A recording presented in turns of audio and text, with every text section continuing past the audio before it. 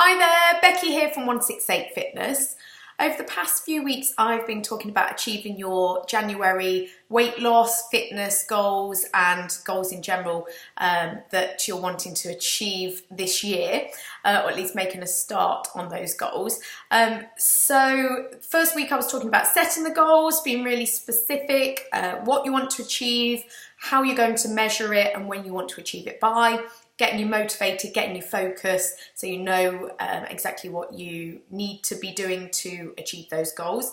Last week I was saying about getting started. The first step, starting that first week or the first thing you do to get started is always the hardest because there's so much that's got to change. You've got to change your mindset, you've got to actually take some action, you've got to make some time, you've maybe got to put some money aside, all of that stuff. What if it doesn't work?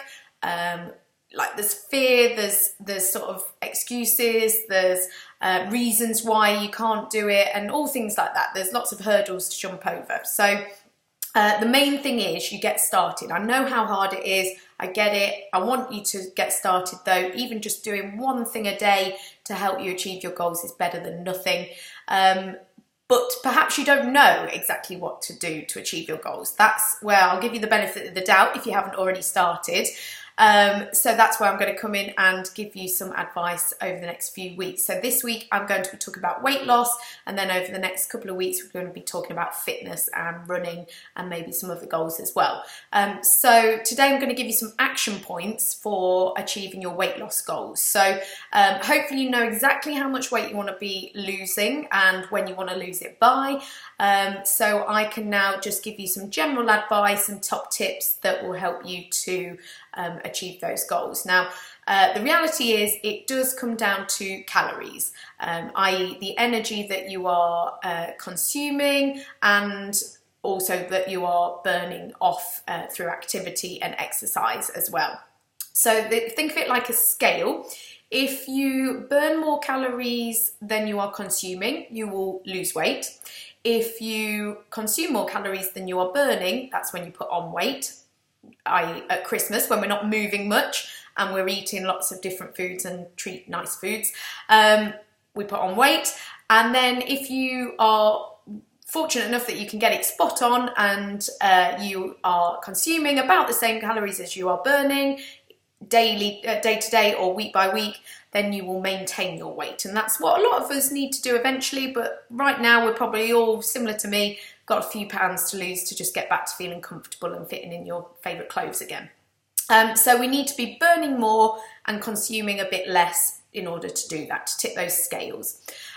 So how we're going to do that. So obviously I'm a personal trainer. I like my clients to move and to exercise as much as possible, but it's got to also be sustainable. So my advice is always to try and do, if you're a beginner, to start off with sort of 2 exercise sessions a week spread across the week. You might be able to fit in 3. So do 2 in the week, sort of Monday to Friday, and maybe Monday, Wednesday, and then 1 at the weekend on a Saturday. That would give you a great amount of exercise to start off with. You'll be burning, I mean, it all depends on how much you weigh currently, how hard you're working, what activity you're doing, but you're going to probably be burning around 1,000 calories on those 3 sessions. So that's pretty good. And then if you can be increasing your steps as well, that is a fantastic way of burning more energy as well. So if you're walking more and just moving more generally, even if you don't want to leave the house, just walking up and down the stairs, walking around the house rather than sitting down when you're watching TV, maybe during the ad breaks, whatever will get you moving is fantastic. If you've got a pedometer or a watch that monitors your steps, even better. You might see Denzel in the background there, just looking after him today. He's getting his steps in, running around.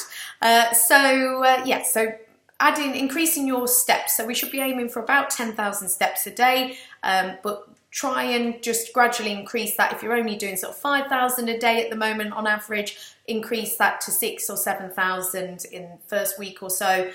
Look to build it up bit by bit so that in a few weeks from now you can be doing 10,000 steps every day and maintaining that as well going forward. So we've got the steps, we've got the exercise, 2-3 times a week is really good.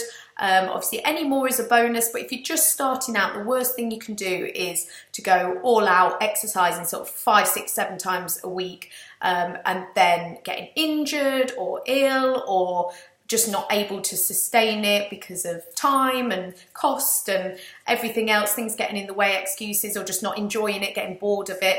You don't want to go too hard in the first few weeks and not be able to sustain it. You want to be able to manage 2 to 3 sessions a week and working hard in those times like we do in our personal training sessions, and then being able to sustain that longer term. So we've got some steps, we've got exercise sessions. Obviously any exercise is great.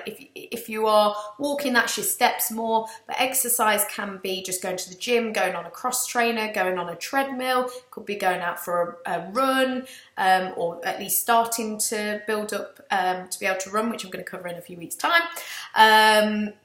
It could be that you're doing a fitness class, which might be sort of 45 minutes long. That's great. It could be swimming, it could be cycling, it could be anything, whatever you enjoy and you want to do. Now, I've said this before in previous blogs. If you have joined a gym before and you've not stuck to it, you've not enjoyed it, you found it boring, don't join a gym again this January, because it will be exactly the same as when you last went, and the chances are you're going to end up wasting your money. Now, if anything's changed and actually you think, I do want to go to the gym, fair enough, go and do that. You're going to have to motivate yourself, but a lot of people do, and that's great. But if you need that little bit more support, that's where personal training comes in. If you want to go and do something a bit more sociable, that's where fitness classes come in. You might need that little bit more structure just to get you started through the first few months of the year. So look into what you can be doing, what you will enjoy, what you've got the time for, what you can afford, and what's going to help you to enjoy exercising and get the results as well, because they're the key things. So find a fitness class.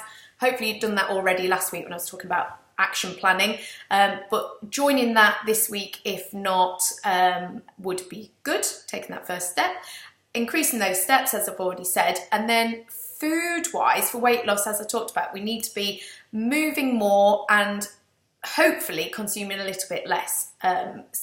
Is always going to fast track your results. Obviously if you move more and you keep your energy intake the same, you will eventually lose some weight if the scales are still tipped. But if you can reduce what you're eating and move a bit more, then you're going to achieve those goals even quicker.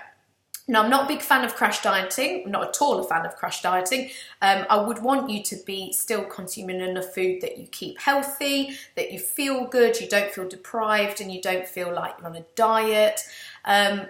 So moderation is key. I always work to sort of 80-20 rule. So 80% of the time you're eating exactly what you know you should be eating. So healthy, natural goodness, kind of fresh fruit, veg, natural foods, single ingredient foods. A typical sort of day-to-day could be porridge for breakfast with some berries, then maybe a banana for snack.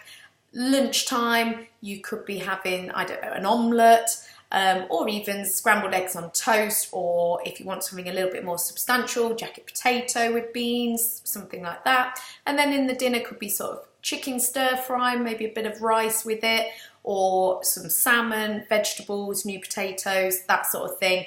And if you need a snack as well in the afternoon or the evening, then some natural yogurt with some fresh fruit would be good as well.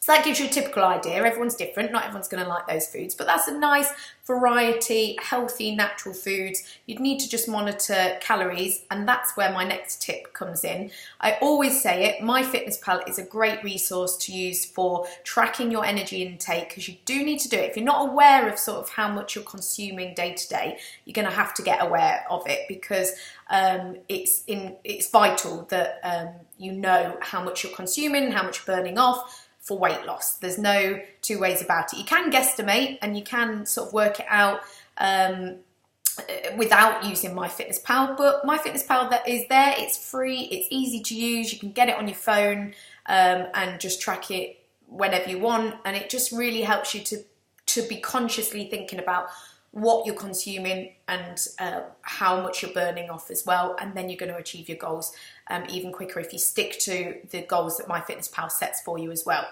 They are really realistic goals as well. Sometimes the calories come up a little bit low, but that's some extra motivation to do some more exercise, to earn some extra calories that you can consume as well. So get the MyFitnessPal app and give that a go. If you've already got it, used it before, get back on it.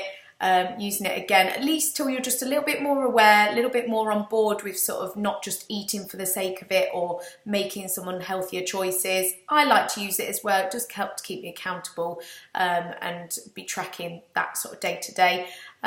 So yeah, that would be my top tip for food as well, and that will already, MyFitnessPal already gives you the calorie goals as well, so you don't need to even be thinking about how much do I need to consume. You just enter some details and it will tell you exactly what you need to be or how much you need to be consuming, and then you get to choose. You can eat anything you like.